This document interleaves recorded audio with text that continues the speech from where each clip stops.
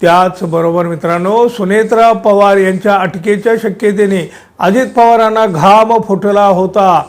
पण झालं काय बघा, जे लपवायला गेले ते चव्हाट्यावर आलं. आता कोणी आणलं? अजित पवार यांच्या ज्येष्ठ नेत्यानं.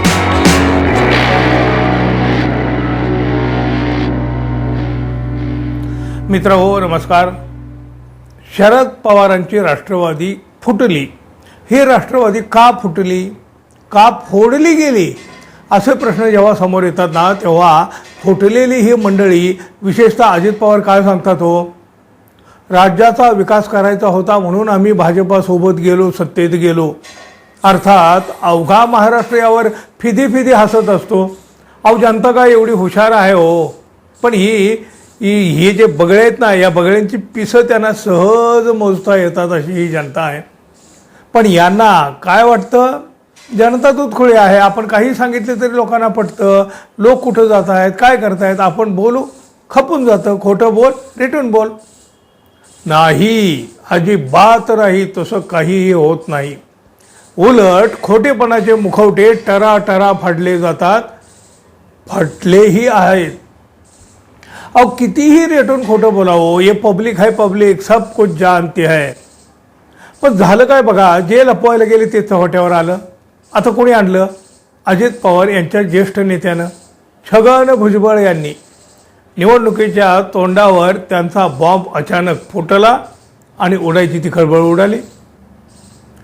राजदीप सरदेसाई यांच्या 2024 the election that surprised India या पुस्तकातील छगन भुजबळ यांच्या एका मुलाखतीवरून राजकीय वर्तुळात प्रचंड खळबळ माजलेली आहे. ईडीच्या भयानेच म्हणजे भीतीने सरकारमध्ये सहभागी झाल्याचं छगन भुजबळ यांनी या पुस्तकात कथन केलं आहे. त्याचबरोबर मित्रांनो, सुनेत्रा पवार यांच्या अटकेच्या शक्यतेने अजित पवारांना घाम फुटला होता असा दावाही या पुस्तकात केला गेला आहे.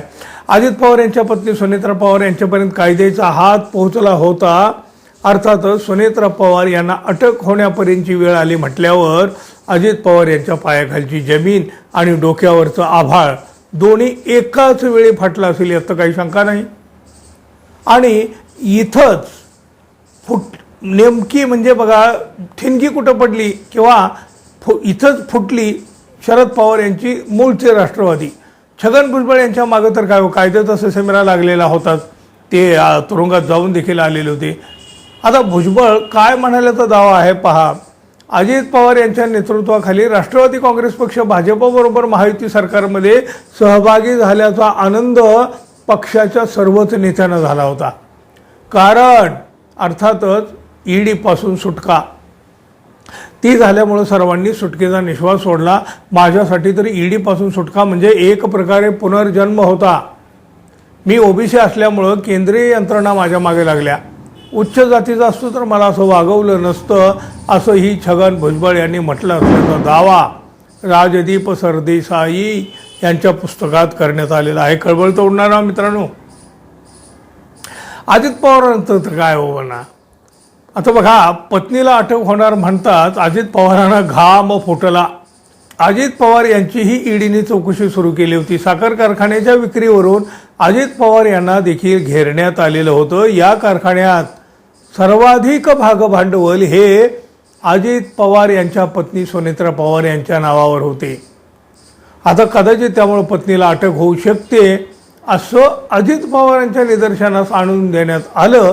तेव्हा अजितदादांनाही घाम फुटला होता अशी माहिती राष्ट्रवादीच्याच नेत्यानं दिली आहे. यानंतर अजित पवार यांनी लगेचच प्रफुल्ल पटेल आणि सुनील तटकरे यांच्यासह शरद पवारांचीही भेट घेतली होती. यावर तोडगा कसा काढायचा यावर बरीचशी काही खलबतं झाली.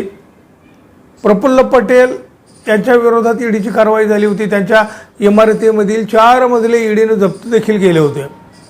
आता सुनील तटकरे यांचीही ईडी चौकशी सुरू झालेली होती. या तिन्ही नेत्यांनी भाजपाबरोबर हात मिळवणी करू अशी शरद पवार यांच्याकडे बाजू मांडली होती. शरद पवारांनी भाजपाबरोबर जाण्यास मात्र नकार दिला. आणि त्यानंतर अजित पवार आणि प्रफुल्ल पटेल यांनी भारतीय जनता पक्षाच्या नेत्याबरोबर पुन्हा वाटाघाटी सुरू केल्या असं या पुस्तकात कथन करण्यात आलेलं आहे. या ज्या सगळ्या घटना आहे ना, या सगळ्या घटना आता बाहेर आल्यामुळं मात्र राजकीय हादरा बसला, हादऱ्यावर हादरे, धक्क्यावर धक्के आता बसूही लागले आहेत. अहो, ते राजदीप सरदेसाई हे नामांकित पत्रकार आज आहेत. ते काय असे उडत्या माहितीवर कुणी काही सांगितलं, कुणी काही केलं म्हणून असे त्याच्यावर पुस्तक कधीही लिहिणार नाही. ते भुजबळ यांच्या कार्यालयाकडून देखील आता बघा यावर खुलासा बाहेर आला. हो, यात पण गंमत अशी आहे बघा, लक्ष देऊन ऐका तुम्ही. आता विषय आहे सरदेसाई यांच्या पुस्तकाचा. त्यातील या प्रकरणाची बातमी बनली. भुजबळ यांनी असं कोणतंही पुस्तक लिहिलं नाही असा खुलासा केला गेला त्यांच्या कार्यालयाकडून. अहो, भुजबळ यांनी पुस्तक लिहिलं असं कोणी म्हटलेलंच नाही ना. पहिली बातमी प्रसिद्ध झाली लोकसत्तेतून. त्यावर काय म्हणतात, लोकसत्तेला भुजबळ यांनी मुलाखतच दिली नाही. अहो, कोण म्हणतं मुलाखत दिली? राजदीप सरदेसाई यांच्या पुस्तकातील ही माहिती आहे आणि भुजबळ यांनी या सरदेसाई यांना ही माहिती दिली असल्याचं या पुस्तकामध्ये म्हटलेलं आहे. आता बघा, अंगावर आले की भरकटलं की काय, म्हणजे खरं तर होतं आहे राजकारण्यांची अवस्था कधी कधी असं. पण आता हे बघा, जे यायचं ते समोर आलं, जी उडायची ती खळबळ राजकारणात उडाली आहे. भाजपाने ईडीची भीती दाखवली आणि शरद पवारांची राष्ट्रवादी फुटली कोणाकोणाच्या अटकेच्या भीतीनं. आता हे सगळं झालं ना, हो, उघड झालं ना. मग तरीही आता लपवाछपवी कशाला करताय हो? या एकूण प्रकरणावर मित्रांनो तुम्हाला काय वाटतं जरूर व्यक्त व्हा. आणि आपण अजून आपल्या चॅनलवर नवीन असाल किंवा आपल्या चॅनलला अजून आपण सबस्क्राईब केलं नसेल तर कृपया सबस्क्राईब करावं ही अपेक्षा आहे. धन्यवाद. पुन्हा भेटू. तोपर्यंत नमस्कार.